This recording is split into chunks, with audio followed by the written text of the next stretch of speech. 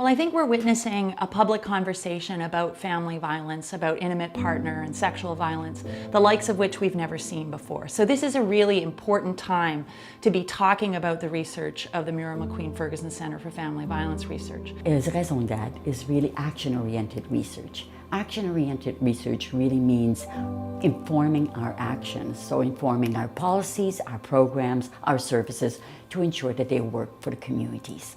I am a board member of the Ferguson Foundation and have been since its beginning in 1985. Professor Jim Asher, who was professor of philosophy at St. Thomas at the time and was on our board, said, well, why don't we get really serious and do research, because we don't have enough knowledge. We said, well, if we're going to do it, we have to do it in partnership with an academic institution. UNB seemed to be the institution that was most interested. To be able to actually come up with solutions to such a complex social problem as family violence, you needed multiple perspectives. We were looking not only at a research team for how to do the research, but also the research team where you're actually going to get buy-in and take-up of the solutions. And I think that was one of the innovations of this center that was so different than what had been done in the past and what was done at the other centers that was set up at the same time.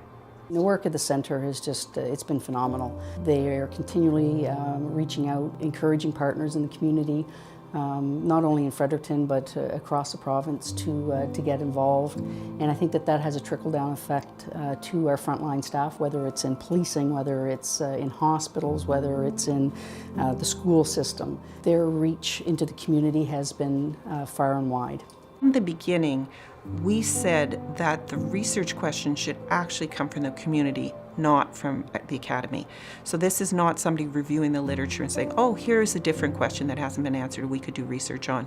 And when you have a system like that, when you have a process like that, then you are actually working on evolving questions and the key issues for the people on the front lines, for the people who are personally affected. When I did my graduate studies at UNB, the focus of my research was on community policing and organizational change. And I am a great advocate for community policing and getting as many partners involved in finding solutions, because the police alone cannot handle this. Nursing alone, doctors, school systems, centers, research efforts. It takes an entire community and a network of people pulling in the same direction to affect change. And I think that the center has been a pivotal point in pulling those community partners together. So the research that we are doing on the abuse of older adults is set to influence programs, policies, services. Our research itself has been to include these service providers, public agencies, to be able to really understand where they stand on the issue of the abuse of older adults, get to learn from them, as well as other community organizations, on what is available, what can we provide to older adults, and how can we best suit their needs. Social problems are so complex. If it was simple, we would have gotten rid of family violence a long time ago, you know? So it's not so simple. Solutions are complex, and those are the kind of issues that we really need to all work together on.